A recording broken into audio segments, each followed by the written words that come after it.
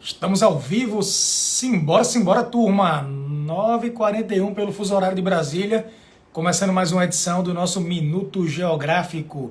Bem tarde no dia de hoje, mas sempre buscando trazer para vocês aqui as melhores análises, as maiores informações sobre a geopolítica internacional.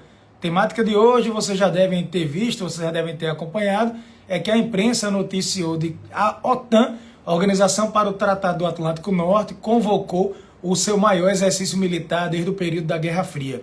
O último grande exercício militar, grandioso, feito pela OTAN, teria sido feito no ano de 1988, quando a União Soviética já estava num estado aí muito forte de decomposição.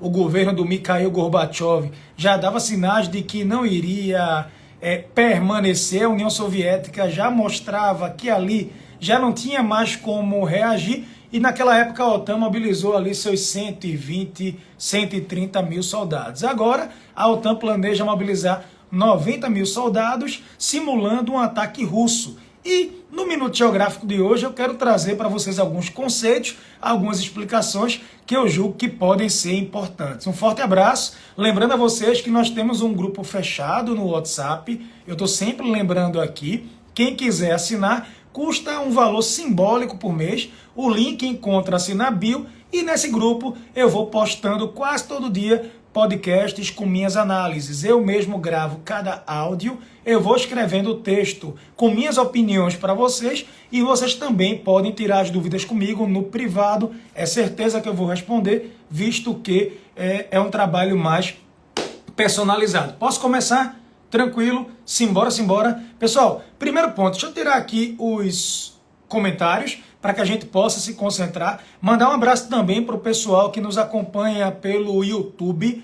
Eu voltei a colocar os vídeos pela plataforma. Significa dizer que vocês podem nos acompanhar ao vivo pelo Instagram, mas logo na sequência, praticamente ao vivo, o vídeo já vai para o canal do YouTube, fica também disponível no Instagram e vocês podem acompanhar com muita tranquilidade, beleza? Tranquilo, audiência extraordinária, até porque eu não tinha nem programado esse ao vivo aqui com vocês.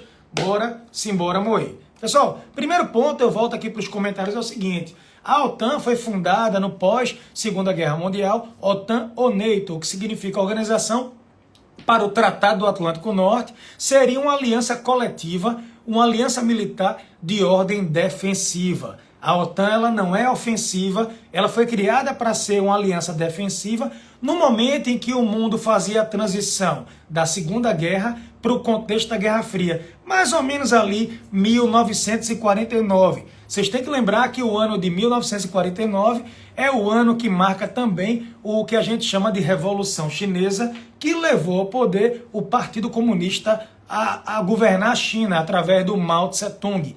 Naquela época, os americanos criaram a OTAN para dar uma ideia de tranquilidade, de segurança coletiva, principalmente na Europa. A gente sabe que quando acaba a Segunda Guerra Mundial, a Europa ela sai dividida. Uma Europa capitalista, a Europa Ocidental, e uma Europa ligada ao comunismo, ao socialismo soviético, o leste europeu. Na época, o primeiro-ministro britânico Winston Churchill, ele criou um termo chamado cortina de ferro. Cortina de ferro seria uma cortina imaginária, mas que iria simbolizar que você teria duas Europas. Na tese dele, uma Europa livre, a Europa Ocidental, e do outro lado, uma Europa prisioneira do comunismo soviético, o leste europeu, a Europa Oriental. E o grande símbolo dessa Guerra Fria, todo mundo sabe aqui, foi a divisão da Alemanha. A Alemanha é dividida em Alemanha Ocidental e na famosa DDR, a Alemanha Oriental, ligada ao comunismo soviético.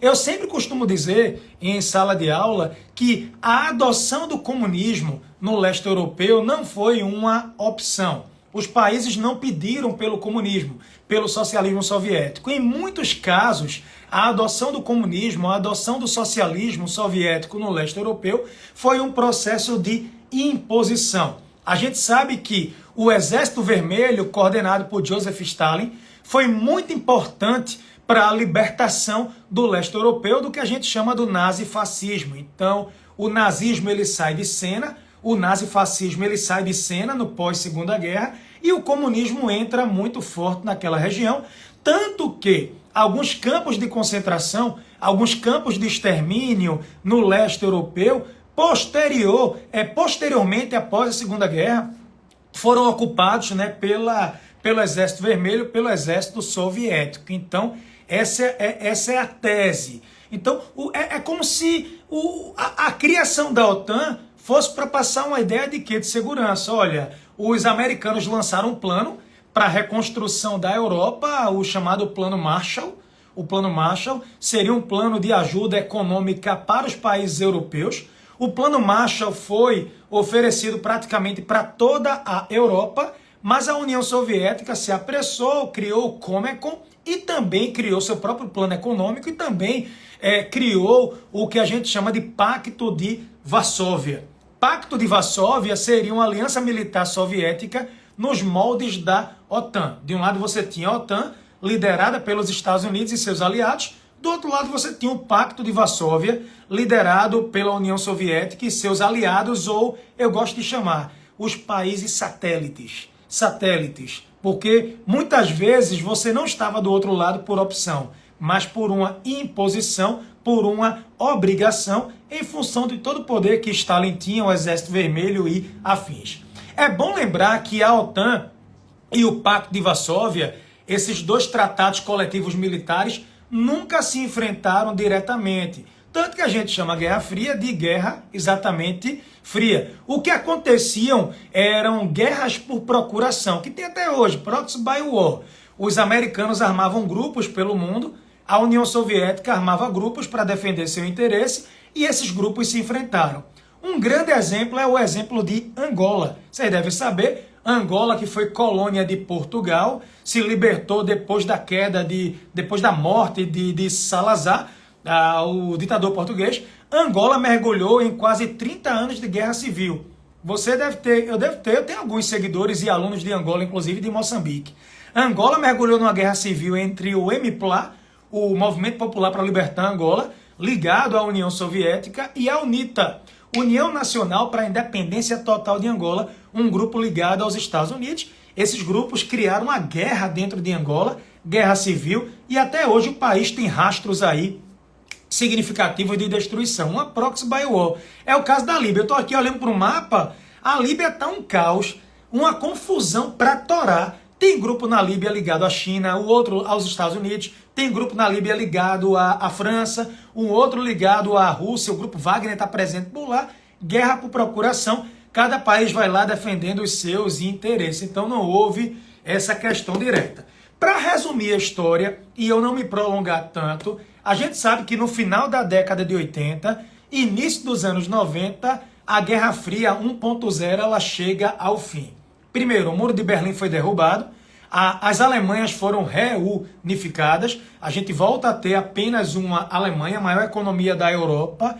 O Mikhail Gorbachev, o último dirigente soviético, sofreu a tentativa de golpe e depois meio que renunciou, abdicou, mas enfim, a União Soviética acaba. Quando a União Soviética acabou, o Pacto de Varsóvia também, a Aliança Militar Soviética também foi extinta. A Rússia criou no lugar do Pacto de Varsóvia um negocinho chamado de OTSC, Organização para o Tratado da Segurança Coletiva. É o novo Pacto de Varsóvia, a Aliança Militar da Rússia. E os americanos permaneceram com a NATO, permaneceram com a OTAN. Se me perguntarem, Joca, a Guerra Fria 1.0 acabou. A União Soviética foi extinta, o Pacto de Varsóvia deixou de existir.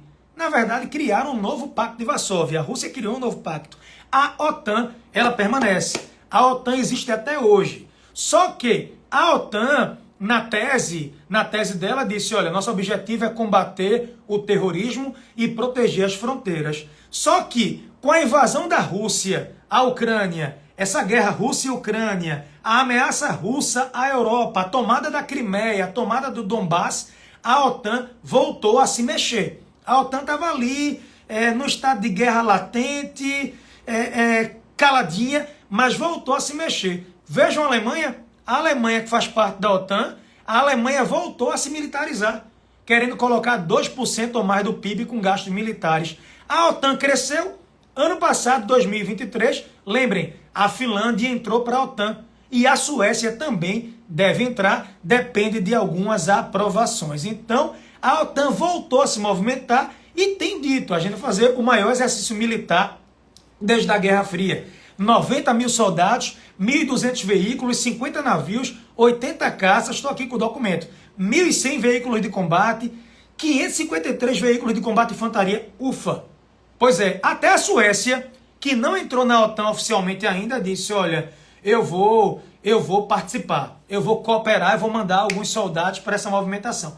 Qual é a ideia da OTAN? É simular uma guerra contra a Rússia. Simular uma guerra contra a Rússia. Não estranhe se a Rússia também fizer sua própria simulação, tendo o apoio da China. A Rússia também faz exercícios militares. Se me perguntarem, mas João, a OTAN faz exercício militar todo ano? Sim, a OTAN todo ano faz exercício militar.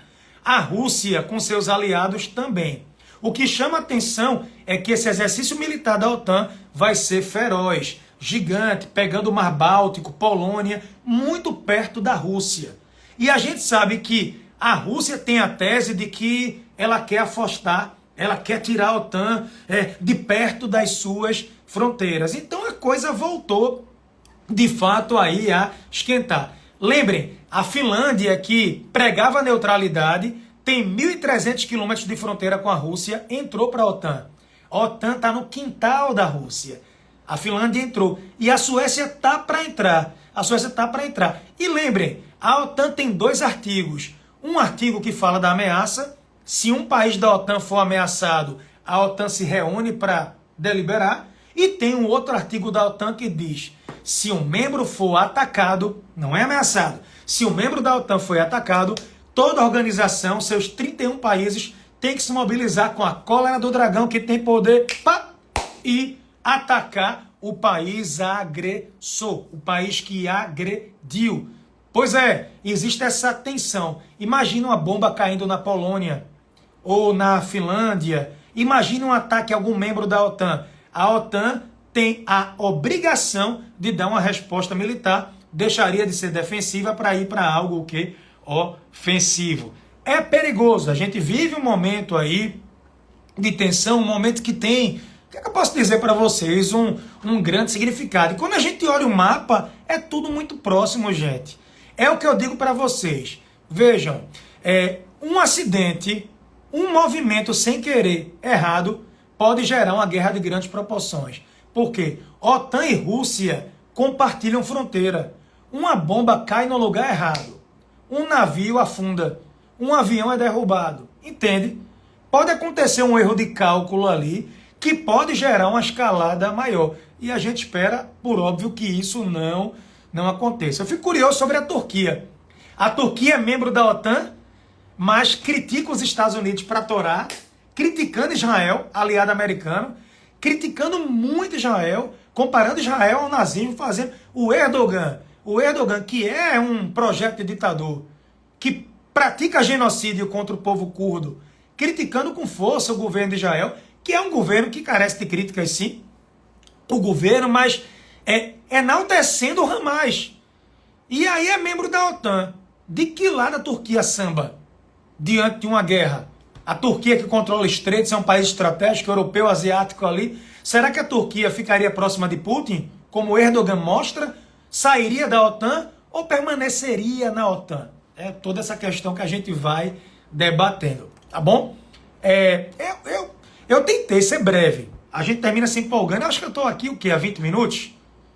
Podem comentar. Depois compartilhem esse vídeo para que mais pessoas conheçam o nosso trabalho. Podem assistir no YouTube colocando um e-mail, colocando 1.5, colocando 2, velocidade 2 ou na velocidade normal mesmo. Cada um vai à opção de cada um, mas a gente tem que observar. Engraçado, a Suécia só não entrou na OTAN ainda porque a Turquia não autorizou. Todo mundo tem que autorizar. A Turquia diz que a Suécia protege os curdos. O pessoal os partidos trabalhadores do Kurdistão usam a Suécia como refúgio. A Suécia protege terroristas curdos. Aí a Turquia quer que a Suécia devolva os curdos que estão lá para poder autorizar o ingresso na OTAN. Eu vejo a Turquia saindo da OTAN. Eu vejo a Turquia saindo da OTAN. Não considero que isso vá demorar. A sede da OTAN, quem perguntou, fica em Bruxelas. Eu fui lá, em Bruxelas. Rapaz, o pessoal diz que porque Bruxelas não tem graça. Bruxelas é uma cidade extraordinária. Pra torar, tá? Bruxelas é a capital mais árabe da Europa. Sabiam? Eu mostrei aqui um bairro 100%, quase 100% árabe por lá. Tem a sede da NATO, é a sede do Parlamento Europeu, uma das. O gasto militar da OTAN, 70% de todos os gastos militares do mundo são da OTAN. 70%. A OTAN é boazinha? Não. Veja o que a OTAN fez na guerra da Bósnia. Vejam o que a OTAN fez na África. A OTAN não salva o mundo. Esse militarismo não vai salvar o mundo. Isso colabora para um estado de tensão. Agora, se a OTAN não se mexer, a Rússia engole a Europa. Fato. Fato líquido e certo. Indiscutível. A Rússia engole a Europa. A OTAN tem que se mexer diante do contexto. Tá? É isso, meu povo. Bora ver se tem pergunta.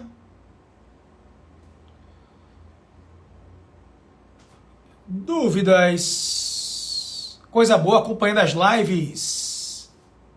Sensacional.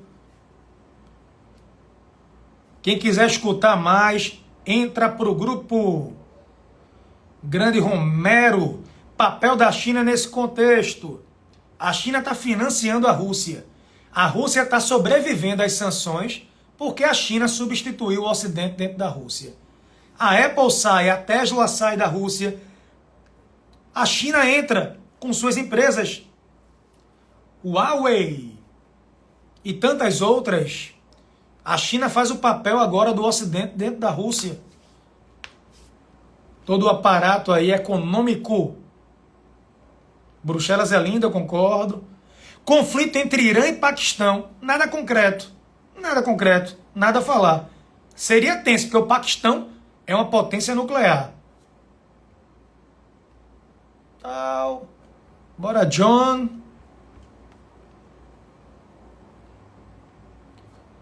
Pode ficar ruim para a OTAN. Olha, a China não declarou ainda apoio militar à Rússia, só apoio econômico.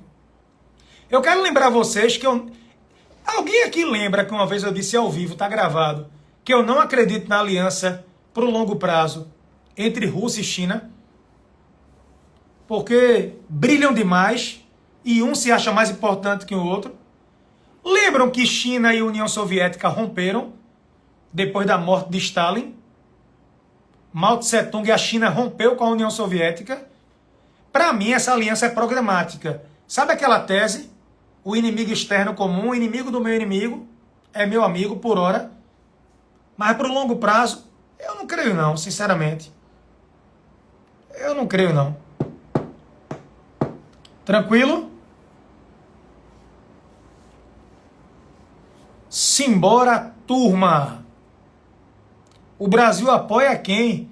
Eu espero que o Brasil se volte para as questões internas. Resolva muitas questões domésticas, regionais, inclusive latino-americanas. Não é momento.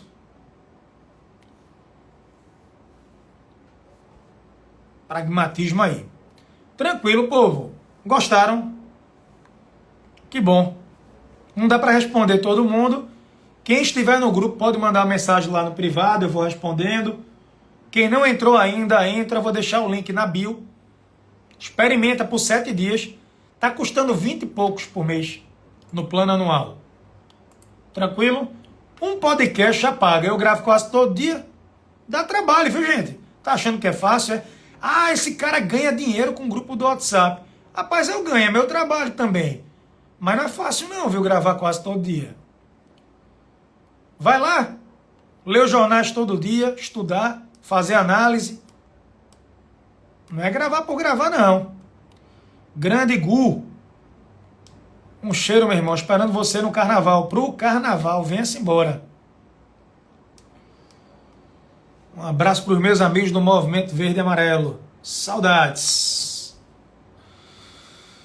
Eu vou indo porque 10 horas tá? Vou descansar. Tranquilo? Encontro vocês no grupo. Deixa de ser pirangueiro, vamos embora. Cheiro!